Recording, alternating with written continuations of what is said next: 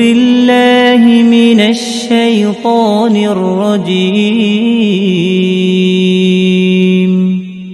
بسم الله الرحمن الرحيم.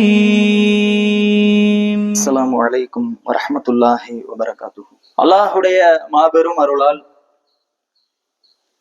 இந்த நோன்பு பெருநாள் தொழுகையை திடலில்தான் தொழ வேண்டும் என்ற ஒரு நபி வழியை, அல்லாஹுடைய தூதருடைய கூற்றினை உயிர்ப்பிக்கும் விதமாக நாம் எல்லாம் இங்கு ஒன்று குழுமி இருக்கிறோம்.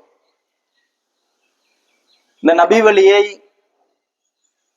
உயிர்ப்பிக்கக்கூடிய விதத்தில் நாம் இந்த உலகத்தில் நடந்து கொண்டு இருக்கிறோம் என்று சொன்னால் இறைவன் கொடுத்த மிகப்பெரிய ஒரு பாக்கியம்தான். பல பேர் வழி தவறி நிற்கக்கூடிய இந்த நேரத்தில், பல பேர் மனம் போன போக்கில் வாழக்கூடிய இந்த நேரத்தில், இறை அருளால் இறைவன் ஒருவன் தான், அவனால் அனுப்பப்பட்ட தூதர் எடுத்துரைத்த அனைத்தும் மட்டும்தான் மார்க்கம் என்பதை நிலைநாட்ட வேண்டும் என்ற நோக்கத்தில் அழகான ஒரு கொள்கையை சுமந்தவர்களாக நாம் எல்லாம் இந்த உலகத்தில் நடைபோட்டு கொண்டு இருக்கிறோம். நமக்கு இப்பேற்பட்ட இந்த கொள்கை என்பது, இந்த மிகப்பெரிய பொக்கிஷம் என்பது நமக்கு வேண்டுமானால் சாதாரணமாக கிடைத்து இருக்கலாம். ஆனா அந்த சாதாரணமாக கிடைப்பதற்கு நமக்கு முன்னாடி வாழ்ந்த அந்த முன்னோர்கள், நமக்கு முன்னாடி வாழ்ந்த அந்த தூதர்கள், அவர்கள் பட்ட அந்த சிரமங்கள் என்பது, துன்பங்கள் என்பது, அவர்கள் சந்தித்த அந்த சோதனைகள் என்பது சாதாரண விஷயம் கிடையாது. அவர்கள் அவ்வளவு இன்னல்களை சந்தித்த காரணத்தினாலதான், அவ்வளவு சிரமங்களை பட்ட காரணத்தினாலதான் இன்னைக்கு இறை அருளால் திருப்தியான முறையில், சந்தோஷமான முறையில் இப்பேற்பட்ட திடலில் உட்கார்ந்து நம்மால் பெருநாள் தொழுகையை நிறைவேற்ற முடிகிறது. அப்பேற்பட்டவர்கள் பட்ட அந்த துன்பத்தின் சோதனைகளின் காரணத்தினாலதான் இன்றைக்கு நமக்கென்று ஒரு பள்ளியை அமைத்து அதுல இறை வழியின் அடிப்படையில, இறை தூதர் காட்டி தந்த அடிப்படையில நம்மால் தொழுகைகளை நிறைவேற்ற முடிகிறது.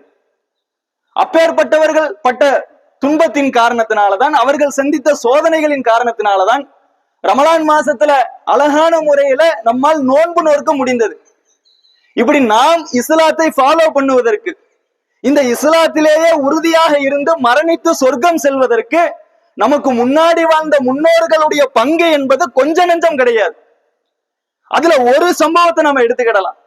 எவ்வளவோ துன்பங்களை பட்டு இருந்தாலும், சிரமங்களை பட்டு இருந்தாலும், அவர்களுடைய வாழ்க்கையில இருந்து நமக்கு படிப்பினை ஊட்டக்கூடிய ஒரு செய்தியை இன்றைய தினத்துல நம்ம பார்க்க இருக்கிறோம். என்ன செய்தி? இந்த இஸ்லாத்தை நிலைநிறுத்துவதற்காக வேண்டி அல்லாஹுடைய தூதர் நபிகள் நாயகம் ஸல்லல்லாஹு அலைஹி வஸல்லம் அவர்கள் பட்ட பாடு என்பது கொஞ்ச நெஞ்ச பாடு கிடையாது.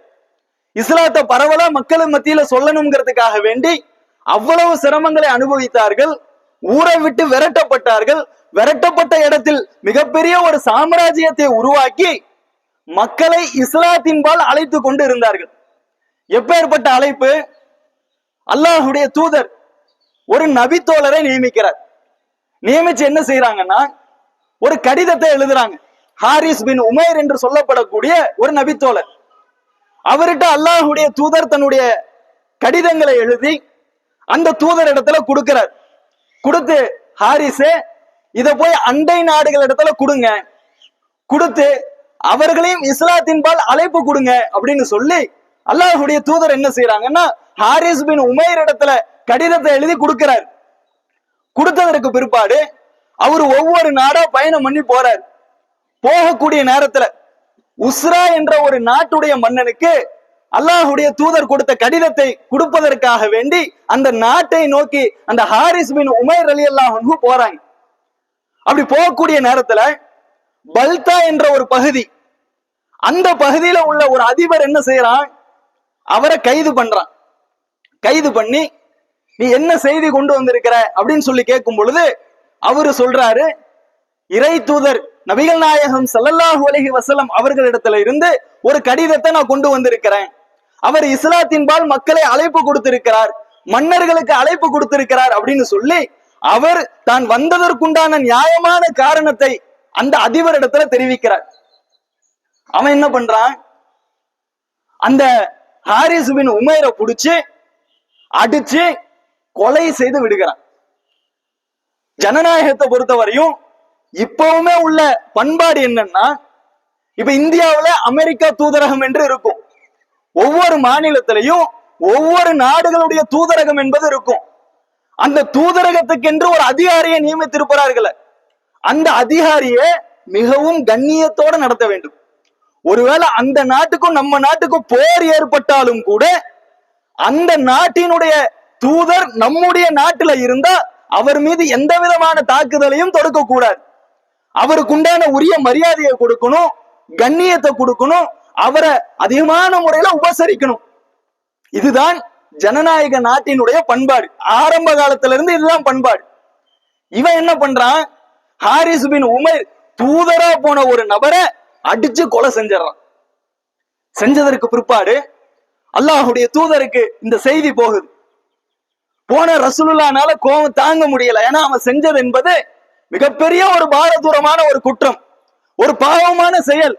ஒரு தூதரை அனுப்பி விட்டுருக்கிறோம் இஸ்லாத்தை சொல்றதுக்கு, இஸ்லாத்தை நிலைநாட்டுறதுக்கு ஒரு அழைப்பு கொடுக்கும் விதமா ஒரு மனிதரை அமைச்சு விட்டா கொலை செய்வான. எப்பேற்பட்ட ஒரு பல கைது, இவனை சும்மா விடக்கூடாது என்று சொல்லி அல்லாஹுடைய தூதர் போருக்கு தன்னுடைய மக்களை தயார் செய்யறாங்க. போருன்னா எப்பேற்பட்ட போரு, ரோமானியர்களை எதிர்க்கக்கூடிய ஒரு போர். அன்றைய காலத்துல ஒட்டுமொத்த அரபுலகமும் நினைச்சிட்டு இருந்த ஒரு விஷயம் என்னன்னா, ரோமானியர்கள் மேல கை வைப்பது என்பது தற்கொலைக்கு சமம். இப்படிதான் நினைத்து கொண்டு இருந்தார்கள். ரோமானியர்களை நம்ம தொட்டுட்டோம்னு சொன்னா அவன் ஒட்டுமொத்த பேத்தையும் சீரழிச்சிருவான், நாசம் பண்ணிடுவான், நம்முடைய நாடே இல்லாம ஆக்கிடுவான். அதனால அவன் மேல கை வைக்க கூடாதுன்னு சொல்லி அரபுலகம், ஒட்டுமொத்த அரபுலகமும் அரபு பிரதேசமும் பயந்து நடுங்கி கொண்டு இருந்த ஒரு நேரம். ஆனா ரசூலுல்லாஹ் என்ன செய்யறாங்க, ஏன் ஆளை நீ எப்படி கொலை செய்யலாம், தூதரா அனுப்பி விட்ட ஒரு நபரை நீ எப்படி கொன்னு போடலாம் என்று சொல்லி போருக்குண்டான வீரர்களை தயார்படுத்துகிறார்கள். அப்படி தயார்படுத்தக்கூடிய நேரத்துல 3000 நபித்தோழர்கள், அகல் போருக்கு பிறகு அதிகமான நபித்தோழர்களை அல்லாஹுடைய தூதர் களத்தில் இறக்கிய ஒரு போர்க்களம் என்னன்னா இந்த மோத்தா போர் தான். அகல் போர் என்பது மதீனாவுல நடைபெற்றது. உள்ளூர்ல நடைபெற்றனால அதிகமான மக்களை திரட்டினார்கள். ஆனா இது பல தூர கிலோமீட்டர் பயணம் பண்ணி போகணும். அப்ப அப்பேற்பட்ட தூரத்துக்கு அல்லாஹுடைய தூதர் 3000 நபித்தோழர்களை தயார் செய்கிறார்கள். அந்த 3000 நபித்தோழர்களுக்கு 3 படை தளபதிகளை நியமிக்கிறார்கள். முதல் படை தளபதி யாரு, அல்லாஹுடைய தூதருடைய வளர்ப்பு மகன் ஸைத் பின் ஹாரிஸா ரலியல்லாஹு அன்ஹு. இரண்டாவது படை தளபதி யாரு, ஜாஃபர் பின் அபூ தாலிப் ரலியல்லாஹு அன்ஹு. மூன்றாவது படை தளபதி அப்துல்லாஹ் பின் ரவாஹா ரலியல்லாஹு அன்ஹு. 3 பேர்த்த அந்த 3000 நபித்தோழர்களுக்கு படை தளபதியாக அல்லாஹுடைய தூதர் நியமிக்கிறார்கள். நியமித்து விட்டு ஸைத் பின் ஹாரிஸாவை பார்த்து சொல்றாங்க, ஃபகால ரசூலுல்லாஹி ஸல்லல்லாஹு அலைஹி வஸல்லம் வ இன் குதில ஸைத், ஸைதே நீங்க போர் தளபதியா படை தளபதியா பொறுப்பேற்றுக் கொள்ளுங்கள், போர்க்கொடியை தூக்கி கொள்ளுங்கள். ஒருவேளை நீங்கள் கொல்லப்பட்டு விட்டால் வ ஜாஃபருன், ஜாஃபரே நீங்க பொறுப்பெடுத்துக்கோங்க. வ இன் குதில ஜாஃபருன், ஜாஃபரே ஒருவேளை நீங்கள் கொல்லப்பட்டு விட்டால் அப்துல்லாஹ் பின் ரவாஹா நீங்க பொறுப்பெடுத்துக் கொள்ளுங்கள் என்று சொல்லி 3 படை தளபதிகளை நீங்க அங்க போய் கொல்லப்படுவீங்க அப்படிங்கிற ஒரு முன்னறிவிப்பை சொல்லி அல்லாஹுடைய தூதர் ஒட்டுமொத்த நபி தோழர்களையும் அவர்கள் கலந்து கொள்ளாமல் சஹாபாக்களை அனுப்பி வைக்கிறாங்க. அல்லாஹுடைய தூதர் மொத்தம் 19 போர்க்களங்கள்ல கலந்து இருக்கிறாங்க. அதுல ஒரு சில போர்க்களங்கள்ல நபித்தோழர்களை படை தளபதியாக நியமிச்சு அனுப்பி விட்டு இருக்கிறாங்க. கைபர் போர்க்களத்துல தன்னுடைய மருமகனா இருக்கக்கூடிய அலி ரலியல்லாஹு அன்ஹு அல்லாஹ்வுடைய தூதரை அனுப்பி விட்டாங்க. அந்த மாதிரி இந்த போர்க்களத்துல 3 பேர்த்த நியமிச்சு படை தளபதிகளை நியமிச்சு அந்த படைகளை வழி நடத்தி சென்று கொண்டு இருக்கிறார்கள். அப்படி செல்லக்கூடிய நேரத்துல ஒரு பகுதிக்கு அடைஞ்ச உடனே போன உடனே எதிரிகளிடத்துல இருந்து ஒரு தூது செய்தி வருது. நம்முடைய ஒரு தூதர் ஒரு செய்தியோட நம்முடைய மக்களுக்கு மத்தியில வராரு. என்ன செய்தி, எதிரிகளுடைய படைகள்ல இருக்கக்கூடிய எண்ணிக்கை என்பது 1,00,000 பேர் அப்படிங்கிற ஒரு செய்தி வருது. இருக்கக்கூடிய நபித்தோழர்களுக்கு மத்தியில சின்னதா ஒரு நெருடல், ஒரு அச்சம், அப்படியே அந்த அச்சத்தோட ஒரு நெருடலோட பயணம் பண்ணி போய் கொண்டிருக்கிறார்கள். மீண்டும் எதிரிகளுடைய அந்த தரப்புல இருந்து ஒற்றனிடத்துல ஒரு செய்தி வருது. எதிரிகளுடைய படைகள்ல இருக்கக்கூடிய வீரர்களுடைய எண்ணிக்கை 2,00,000 பேர். சிந்திச்சு பாருங்க, 3000 எங்க, 2,00,000 பேர் எங்க? ஒரு 3 பேர் ஒரு 20 பேர்த்த சமாளிக்க முடியுமா? ஒரு 30 பேர் 3000 பேர்த்த சமாளிக்க முடியுமா? ஒரு 3000 பேர் என்பது 2,00,000 பேர்த்த சமாளிக்கக்கூடிய ஒரு இக்கட்டான நிலை. அந்த நேரத்துல நபித்தோழர்களுக்கு மத்தியில சின்னதா ஒரு தயக்கம், ஒரு அச்சம். என்ன செய்யலாம்? அல்லாஹ்வுடைய தூதருக்கு ஒரு கடிதத்தை எழுதுவோம். அல்லாஹ்வுடைய தூதரே, இப்பேற்பட்ட ஒரு நிலையில இருக்கிறோம், என்ன பண்ணலாம்னு சொல்லி ஒரு ஆலோசனை கேட்போம். கேட்டதற்கு பிற்பாடு அல்லாஹ்வுடைய தூதர் ஒன்னா அதிகமான படை வீரர்களை அனுப்பி விடுவாங்க, இல்லையா என்ன ஏதுன்னு ஒரு ஆலோசனை கொடுப்பாங்க. அதன் பிறகு நம்முடைய நடையை தொடருவோம் அப்படின்னு சஹாபாக்களுக்கு மத்தியில பேச்சு. அதிகமான சஹாபாக்கள் இடத்துல இதுதான் பேச்சு. அப்ப அந்த படை தளபதிகள்ல 3 பேர்த்துல ஒருவரான அப்துல்லாஹ் பின் ரவாஹா எழுந்து நிற்கிறார். நின்னு மக்களுக்கு மத்தியில சொல்றாரு, இந்த 3000 படை வீரர்களுக்கு மத்தியில உரை நிகழ்த்துறாரு. எப்பா, நம்ம போருக்கு வந்தோமே, எதுக்காக வேண்டி வந்தோம்? இப்ப வீர மரணத்தை வெறுத்து ஒதுக்கிட்டு இருக்கிறோமே, இந்த போருக்கு வரும் பொழுது என்ன நோக்கத்திற்காக நம்ம வந்தோம்? போருக்கு போறோம், போற இடத்துல ஒன்னா ஷஹீது, வீர மரணம், இல்லையா வெற்றிங்கிற ஒரு பாக்கியம். இத 2 தாண்டி வேற எந்த நோக்கத்துக்காக வேண்டி நம்ம வரலையே. இந்த நேரத்துல ரசூலுல்லாஹ்ட்ட பேசலாம், ஆலோசனை கேட்கலாம்னு சொல்லி சொல்றீங்களே, நாம வந்தது என்ன? நம்முடைய கூட்டத்தை நம்பியா? நம்முடைய எண்ணிக்கைய, படை பலத்தை நம்பியா? ஆயுதத்தை நம்பியா? நம்முடைய பலத்தை நம்பியா? எதை நம்பி வந்தோம்? அல்லாஹ்வை நம்பிதானே வந்தோம். போற இடத்துல ஒன்னா ஷஹீது, இல்லையா வெற்றிங்கிற ஒரு பாக்கியம். இந்த 2 தாண்டி வேற எந்த சிந்தனையும் நமக்குள்ள இருக்க வேண்டாம், தொடரலாம் பயணத்தை அப்படிங்கிறார். ஒட்டுமொத்த சஹாபாக்களும் எதிர்த்து ஒரு வாய் பேசல. சரியாதான சொன்னாரு. நம்ம எதுக்காக வேண்டி போருக்கு வந்திருக்கிறோம்? ஒன்னா ஷஹீது, இல்லையா வெற்றிங்கிற ஒரு பாக்கியம். இந்த 2 தாண்டி வேற எந்த நோக்கமும் நம்முடைய உள்ளத்துல இருக்க கூடாது, கிளம்புவோம் போருக்கு அப்படின்னு சொல்லி ஒட்டுமொத்த நபி தோழர்களும் போரை நோக்கி போகிறார்கள். போகக்கூடிய நேரத்துல ஒட்டுமொத்த உலகமும் உற்று நோக்கி கொண்டு இருக்கிறது.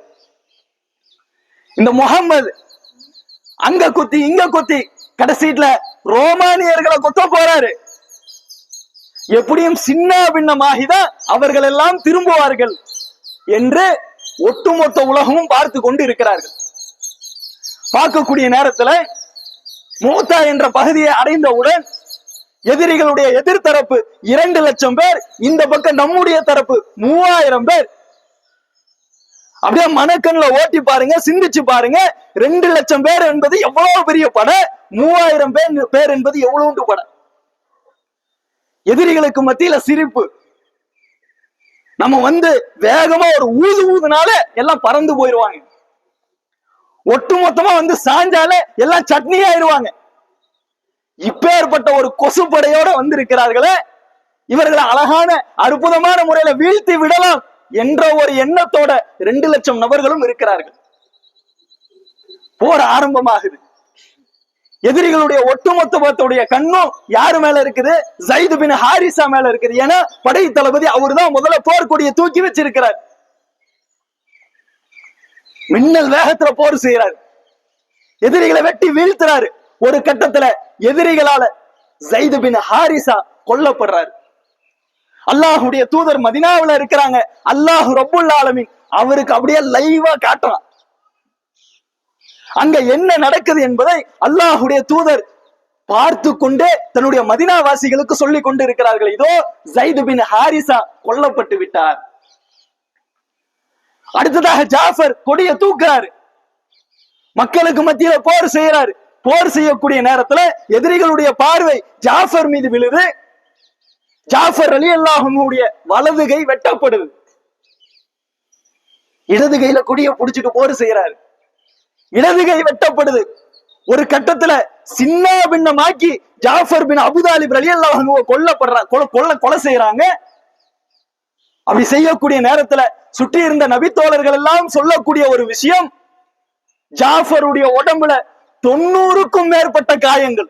சுப்ஹானல்லாஹ், சிந்திச்சு பார்க்கணும். ஒரு சின்னதா ஒரு பிளேடுல ஒரு வெட்டிட்டா எவ்வளவு காயம், எவ்வளவு வலியா இருக்குது. ஈட்டியால குத்துறான், அம்பால குத்துறான், வாளால வெட்டுறான். கிட்டத்தட்ட 90க்கும் மேற்பட்ட காயங்கள் உடம்புல. அந்த உடம்புல காயம்பட்ட அதை திருப்பி பார்க்கக்கூடிய நபித்தோழர்கள் சொல்கிறார்கள், அத்தனை காயமும் ஜாஃபர் ரலியல்லாஹுடைய முன்னாடி முன்புறம் மட்டும்தான் இருந்தது, பின்னாடி ஒரு காயம் கிடையாது. எப்பேற்பட்ட வீரங்கிறத சிந்திச்சு பார்க்கணும். ரசூலுல்லாஹ் சொல்லிட்டாங்க, நீங்க போனா கொல்லப்படுவீங்க அப்படிங்கிற முன்னறிவிப்பை சொல்லிதான் அனுப்பி விடுறாங்க. போன இடத்துல என்ன ஆனாலும் பரவாயில்லன்னு சொல்லி போர் செய்யறாரு. ஒரு இடத்துல பின்வாங்கி ஓடல, பின்னாடி ஒரு காயம் இல்ல. ஜாஃபர் ரலியல்லாஹு அன்ஹு அந்த இடத்துல ஷஹீத் ஆவறாங்க.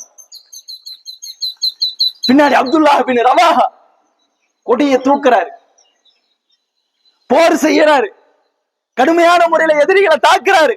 ஒரு கட்டத்துல அப்துல்லாஹ் பின் ரவாஹாவும் கொல்லப்படுறாரு. சிந்திச்சு பாருங்க, இருந்த மற்ற வீரர்கள் என்ன செய்வாங்க? சரியான தலைமை இப்ப இல்ல, என்ன நடக்கும்னு தெரியல. போர்க்கொடிய தூக்குனா ஒட்டுமொத்த எதிரிகளுடைய பார்வையும் அந்த போர் படை தளபதி மேலதான் இருக்கும். ஆனாலும் எந்த நபி தோழர்களும் பின்வாங்கல. ஏன்னா உஹதுல தான் பார்த்தாங்களே. உஹது போர்க்களத்துல ரசூலுல்லாஹ்வுடைய கட்டளையை மீறி நடந்த ஒரு காரணத்தினால அல்லாஹ் என்ன செய்யறான்? கண்டிச்சு வசனத்தை இறக்குறான். இந்த முகமது கொல்லப்பட்டாலோ அல்லது மரணித்து விட்டாலோ நீங்கள் எல்லாம் வந்த வழியே திரும்ப ஓடி விடுவீர்களா? அல்லாஹ் கேட்கிறான் நபித்தோழர்களை பார்த்து. அத்தனை போர்க்களத்தை சந்திச்ச அந்த அனுபவம், நபித்தோழர்கள் படை தளபதிகள் செத்து விட்டாலும் சரி நாம போர் செய்வோம்னு சொல்லி எதிரிகளை தாக்கி கொண்டே இருக்கிறார்கள். அல்லாஹுடைய தூதர் மதீனாவுல உட்கார்ந்துட்டு இந்த செய்தியெல்லாம் சொல்லக்கூடிய நேரத்துல கண்ணுல இருந்து தண்ணீர் தார தாரையாக ஊற்றி கொண்டு இருக்கிறது. அதற்கடுத்து ஒரு கை அந்த கொடியை தூக்குது. சிந்திச்சு பாருங்க, கொடியை தூக்குனா ஒட்டுமொத்த அம்புகளும் நம்ம மேல பாயும், ஈட்டிகளும் பாயும், உயிருக்கு உத்தரவாதம் கிடையாது. அப்பேற்பட்ட ஒரு நேரத்திலையும் இக்கட்டான நிலையிலும் ரசூலுல்லாஹ் முன்னறிவிப்பு செய்யாத ஒரு மனிதர் அந்த கொடியை தூக்குறார். தூக்கக்கூடிய நேரத்துல அல்லாஹுடைய தூதர் இங்க இருந்துட்டு சொல்றாங்க, அஹதாஹு சைஃபுன் சுய்ஃபுல்லா, இதோ அல்லாஹுடைய போர்வாள்களில் ஒரு போர்வாள் கொடியை தூக்கி இருக்குது. யாரு? ஹாலித் பின் வலீத் ரலியல்லாஹு அன்ஹு. அல்லாஹுடைய போர்வாள்ல ஒரு போர்வாள் என்று ரசூலுல்லாஹ்வால சிலாகித்து சொல்லப்பட்ட ஒரு நபர் போர் செய்யறாரு, எதிரிகளை வீழ்த்துறாரு. கிட்டத்தட்ட 9 வாள்கள், அவருடைய வாள் உடைக்கப்படுது. சிந்திச்சு பாருங்க, 9 தலை கிடையாது, 9 வாள் உடைக்கப்பட்டிருக்குன்னு சொன்னா எத்தனை தலைகளை எடுத்திருப்பார்? அப்படி எடுக்கக்கூடிய நேரத்துல இரவு நேரம் ஆகுது. ஆனதற்கு பிற்பாடு திரும்ப அந்த இரவு நேரத்துல ஒரு போர் தந்திரத்தை ஹாலித் பின் வலீத் கையில எடுக்கிறார். சிம்பிள் விஷயம்தான். நேத்து வலதுபுறத்துல இருந்தவங்க எல்லாம் இடதுபுறத்துக்கு வாங்க, இடதுபுறத்துல இருந்தவங்க வலதுபுறத்துக்கு வாங்க, முன்னாடி இருந்தவங்க பின்னாடி வாங்க, பின்னாடி இருந்தவங்க முன்னாடி வாங்க. இதுதான் ஒரு போர் தந்திரம். அடுத்த நாள் போருக்கு போய் நிக்கிறாரு. எதிரிகளுக்கு மத்தியில ஒரு கலக்கம், என்னடா இது இன்னைக்கு புது புது முகங்கள் எல்லாம் உள்ள இருக்குது, ஒருவேளை இன்னும் அதிகமான படையை உள்ள கொண்டாந்துட்டாங்களா, நேத்தே அந்த அடி அடிச்சாங்க, இன்னைக்கு பயங்கரமா இருக்கும் போலேன்னு சொல்லி உள்ளத்தால எதிரிகளை பலவீனப்படுத்திட்டாரு. அடிக்கிறாங்க, அடிச்சு நவுத்துறாங்க, எதிரிகளை தீர்த்து கொண்டே செல்கிறார்கள். ஒரு கட்டத்துல ரோமானியர்கள், மிகப்பெரிய ரோமானிய பேரரசு பின்னங்கால் பிடரி அடிக்க ஓடுகிறார்கள், பதறி அடிச்சு ஓடுகிறார்கள். 3000 நபித்தோழர்கள் 2 லட்சம் எதிரிகளை ஓட விட்டார்கள். ஒட்டுமொத்த உலகமும் இந்த மரங்கொத்தி இருக்குதுல, இந்த மரங்கொத்தி பாத்தீங்கன்னா தென்னை மரத்துல ஓட்டையிடும், ஆலமரத்துல ஓட்டையிடும். ஒவ்வொரு மரத்திலையும் தன்னுடைய அந்த அழகால ஓட்டையிட்டு கொண்டே செல்லும். ஒரு கட்டத்துல வாழை மரத்துல போய் ஓட்ட போடும். என்ன ஆகும்? அதனுடைய அழகு என்பது அப்படியே சிக்கிக்கும் வாழை மரத்துல. அப்படிதான் அந்த அரபு பிரதேசம் மக்கத்து காபிர்கள் எல்லாம் நினைத்து கொண்டிருந்தார்கள். முகமது குறைஷிகளை கை வச்சாரு, மக்கத்து காபிர்களை தாக்குனாரு, அங்க கை வச்சாரு, இங்க கை வச்சாரு, அங்க கொத்தி இங்க கொத்தி, கடைசியில ரோமானியர்களை கொத்த போயிருக்கிறார். ஒரு கட்டத்துல ரோமானியர்களிடத்துல சிக்கி சின்னாபின்னம் ஆக போறார் என்றுதான் ஒட்டுமொத்த உலகமும் நினைத்து கொண்டிருந்தது. ஆனா அல்லாஹ் மிகப்பெரிய ஒரு வெற்றியை அந்த போர்க்களத்துல கொடுத்தான். 3000 நபித்தோழர்கள்ல வெறும் 12 நபித்தோழர்கள் தான் உயிரிழந்தார்கள். மீதமுள்ள அத்தனை நபித்தோழர்களும் அல்லாஹுடைய உதவியை கொண்டு இந்த ஒட்டுமொத்த ரோமானிய பேரரசையும் அடிச்சு நவுத்தி துரத்தி விட்டார்கள். சிந்திச்சு பாருங்க, அப்பேற்பட்ட சிரமங்கள், அப்பேற்பட்ட கஷ்டங்கள், அவர்களுடைய வாழ்க்கையில பட்ட கஷ்ட நஷ்டங்கள் என்பது சாதாரண விஷயம் கிடையாது. இன்றைக்கு நம்ம வாழ்ந்து கொண்டிருக்கிறோமே, நம்முடைய குடும்பத்தில் இருக்கக்கூடிய கஷ்டத்தை சுமக்கிறோம், நம்முடைய உறவுகளுக்கு மத்தியில இருக்கக்கூடிய கஷ்டத்தை சுமக்கிறோம். மார்க்கத்துக்காக வேண்டி என்ன கஷ்டத்தை நம்ம சுமந்துட்டோம் சிந்திச்சு பார்க்கணும். நம்முடைய குடும்பத்துல ஒரு பிரச்சனை இருக்குது, பல இன்னல்கள் இருக்கு, பல சோதனைகள் இருக்குது, பல கட்ட சிரமங்கள் அனுபவிச்சுட்டு இருக்கிறோம், உண்மைதான். அதை தாண்டி மார்க்கத்துக்காக வேண்டி நாம எடுத்து வச்ச அடி என்பது என்ன? நான் இந்த இடத்துல மார்க்கத்தை சொல்ல போனேன், அதனால நான் இப்ப ஏற்பட்ட தாக்குதலுக்கு உள்ளான என்று நம்மள ஒருத்தராவது சொல்ல முடியுமா? மார்க்கத்துக்காக நம்ம எடுத்து வச்ச அடி என்பது நம்ம கிட்ட ஜீரோவாக இருக்குது. சிந்திச்சு பார்க்கணுமா இல்லையா? ரசூலுல்லாஹ் சொல்றாங்க, நீ கொல்லப்பட்ட நீ கொல்லப்பட்ட நீன்னு சொல்லி அனுப்புறாங்களே. மரணம் என்பது ஒன்று வரும், இந்த நேரத்துல நமக்கு நடைபெற இருக்குதுன்னு தெரிஞ்சும் போர்க்குடிய தூக்கி போர் செய்யறாங்கன்னு சொன்னா நம்ம எல்லாம் எங்கெங்க இருக்கிறோம் சிந்திச்சு பாருங்க. இன்னும் எவ்வளவு காலம் வாழ போறோம்? நாம வாழக்கூடிய இந்த காலத்துல குடும்பத்துல இவ்வளவு கஷ்டம், இவ்வளவு பிரச்சனை, இவ்வளவு சிக்கல்கள், இவ்வளவு இன்னல்கள் இப்படியே ஓடிட்டு இருந்தா மார்க்கத்துக்கு நம்ம செய்யக்கூடிய வேலை என்பது என்ன? நபி வழி அடிப்படையில திடல்ல தொழக்கூடிய இதே நேரத்துல எத்தனையோ மக்கள் அறியாமையில பள்ளியில தொழுது கொண்டு இருக்கிறார்களே, எத்தனை மக்களுக்கு நம்ம செய்தியை எடுத்து வச்சுட்டோம்? எத்தனையோ பேர் இன்னைக்கு வாழக்கூடிய நான் நம்முடைய மனம் போன போக்குல வாழ்ந்து கொண்டு இருக்கிறோம். நம்முடைய மனோ இச்சை அடிப்படையில நம்ம வாழ்ந்து கொண்டு இருக்கிறோம். சமீபத்துல ஒரு 2-3 மாதங்களுக்கு முன்னாடி இந்த ஆட்டோ ஓட்டக்கூடிய நபர்கள் எல்லாருக்கும் தெரியும், இந்த வித்யாநகர் பகுதியில ஒரு கண்ணீர் அஞ்சலி பிளக்ஸ். என்ன? கவின்குமார், வயது 27, கீழே பார்த்தா அகால மரணம் அடைந்தார் அப்படிங்கிற ஒரு செய்தி. அதை பார்க்கும் பொழுது மற்ற நபர்கள் பேசிக்கொண்ட ஒரு விஷயம் என்ன? ஜனவரி 2ஆம் தேதி அது நடக்குது, ஜனவரி 1ஆம் தேதி நியூ இயர், இளம் வயசு பையனா இருக்கிறான். ஒருவேளை நல்ல விலை உயர்ந்த பைக் அவங்க பெற்றோர்கள் வாங்கி கொடுத்திருப்பாங்க, போய் ஓட்டிட்டு போய் எங்கேயாவது ஆக்சிடென்ட் ஆகி இறந்திருப்பான். இப்படி ஒரு பேச்சு.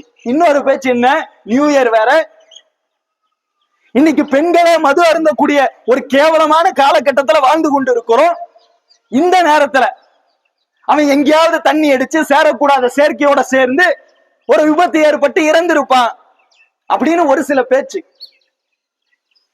அடுத்த நாள் செய்தி வருகிறது, அந்த கவின்குமார் என்ற குடும்பத்தினருடைய சொந்தக்காரர் பவானி அம்மாப்பேட்டைக்கு பக்கத்துல ஒரு உயிரிழப்பு ஏற்பட்டிருக்கு. ஏற்பட்ட உடனே அந்த மரண செய்தியை கேட்டு அவர்களை நலம் விசாரிக்கலாம், அந்த துக்க நிகழ்வுகள்ல பங்கெடுத்துட்டு வரலான்னு சொல்லி கவின்குமார் தன்னுடைய குடும்பத்தோட கார்ல பயணம் பண்ணி போறார். பவானிக்கு பக்கத்திலையும் போயிட்டார். அம்மாப்பேட்டை என்பது இன்னும் ஒரு 2 கிலோமீட்டர் தொலைவு தான். பக்கத்துல போனவர் என்ன செய்யறாரு? இடையில நிறுத்தி எழுந்து ஒரு பொருளை வாங்கலான்னு கடைக்கு நடக்கிறார். அந்த நேரத்துல ஈரோடு பகுதி எல்லாமே நல்ல மேகமூட்டமா இருந்தது.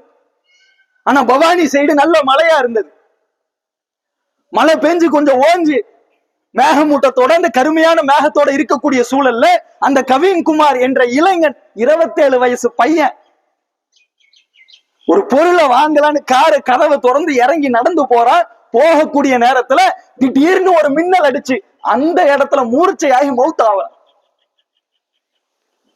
கதறுகிறார்கள் பெற்றோர்கள்.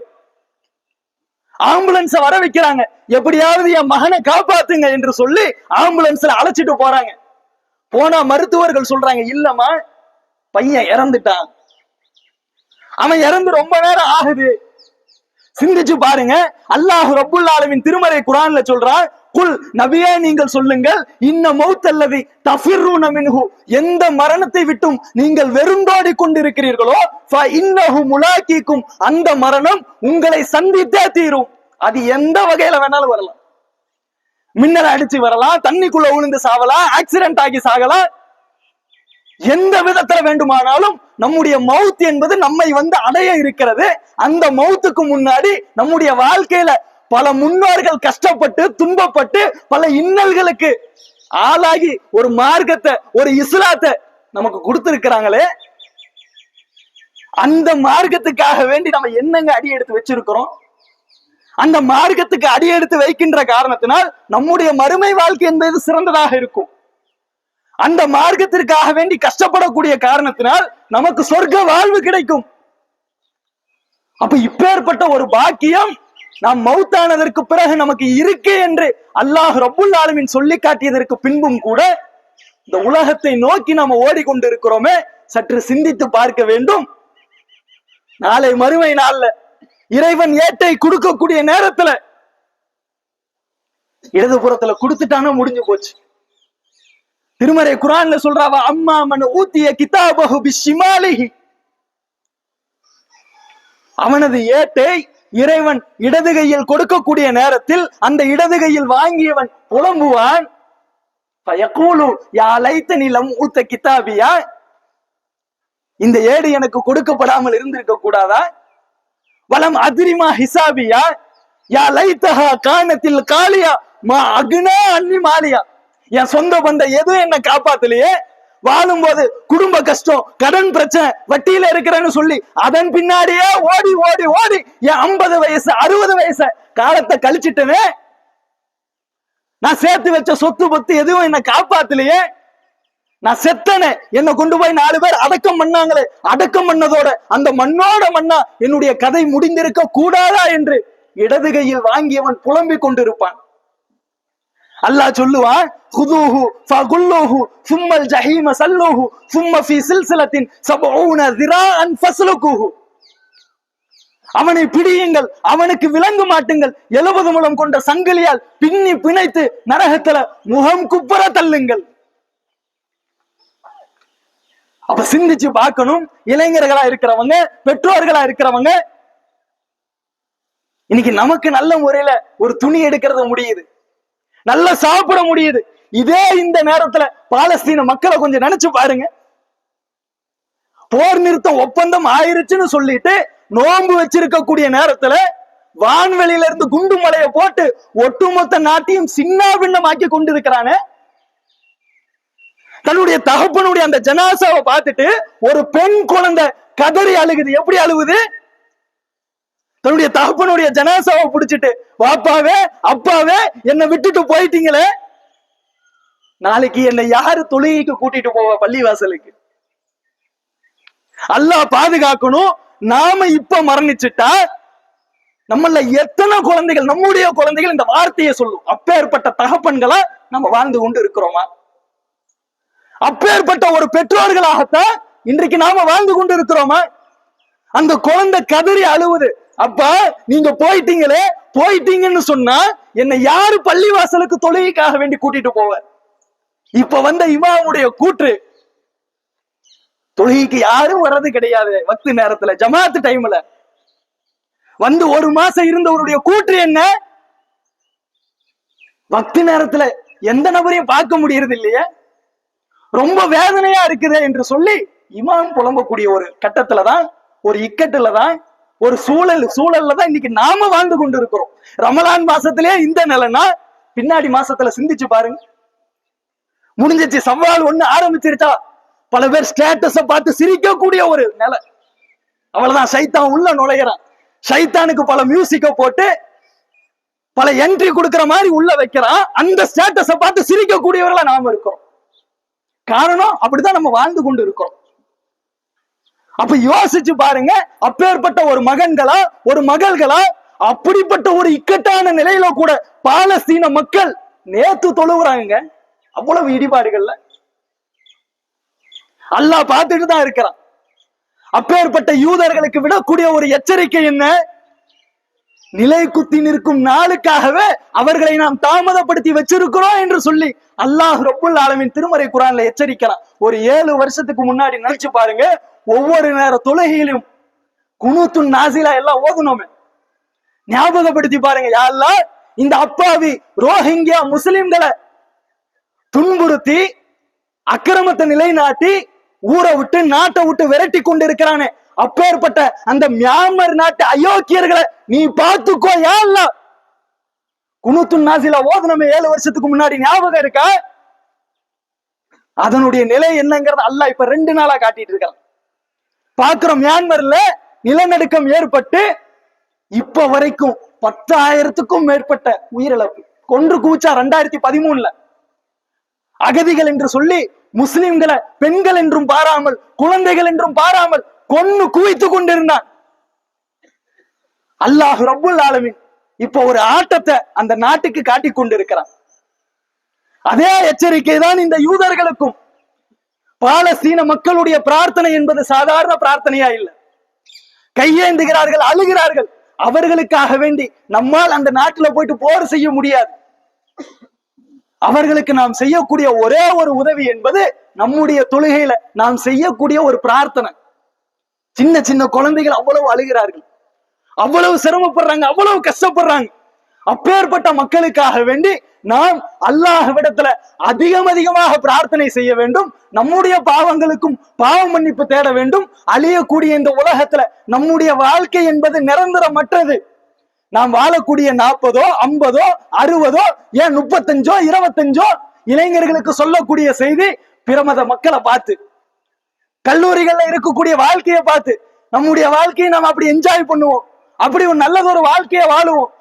பல பெண்கள், பல இளைஞர்கள், அவன் சந்தோஷமா இருக்கிறான், இவன் சந்தோஷமா இருக்கிறான், நம்முடைய வாழ்க்கையிலும் சந்தோஷத்தை அனுபவிக்கிறதுக்கு எப்படி வேண்டுமானாலும் செல்லலாம் என்ற ஒரு எண்ண ஓட்டங்கள் எல்லாம் உள்ளத்துல ஓடுமையானால் அதையெல்லாம் குழி தோண்டு புதைத்து விட்டு எப்ப வேண்டுமானாலும் நாம் மரணிக்கலாம். நம்முடைய உறவினர்களுடைய எவ்வளவோ மரணங்களை நம்ம பார்த்து கொண்டுதான் வந்து கொண்டு இருக்கிறோம். எவ்வளவோ படிப்பினைகள் அதன் மூலமா நமக்கு இருக்குது. ஆக நம்முடைய வாழ்க்கையில வாழக்கூடிய இந்த கொஞ்ச காலத்தை சரியான முறையில வாழ்ந்து அல்லாஹ்வுக்காக வேண்டி வாழ்ந்து 40 வருஷம் தௌஹீதுல இருந்தேன், 50 வருஷம் தௌஹீதுல இருந்தேன், பிறந்ததுல இருந்து நான் தௌஹீது வாதிதான் என்று சொல்வதை விட மரணிக்கக்கூடிய நேரத்துல நீ எப்படி இருந்த அப்படிங்கறத அல்லாஹ் பார்ப்பான். மரணிக்கக்கூடிய நேரத்துல நீ கொள்கையில மரணிச்சியா அப்படிங்கறத அல்லாஹ் பார்ப்பான். ஆக அப்பேற்பட்ட கொள்கையை தாங்கியவர்களாக சுமந்தவர்களாக வாழக்கூடிய மீதமுள்ள காலகட்டத்தை சரியான முறையில் அமைத்துக் கொண்டு நன்மக்களாக வாழக்கூடிய ஒரு பாக்கியத்தை அல்லாஹ் ரப்புல் ஆலமீன் நம் அனைவருக்கும் தந்தருள் புரிவானாக என்று கூறி என்னுடைய இந்த உரையினை நிறைவு செய்கின்றேன். வாஹிர் தவானா அல்ஹம்துலில்லாஹி ரப்பில் ஆலமீன். அஸ்ஸலாமு அலைக்கும் வரஹ்மத்துல்லாஹி வபரகாத்துஹு.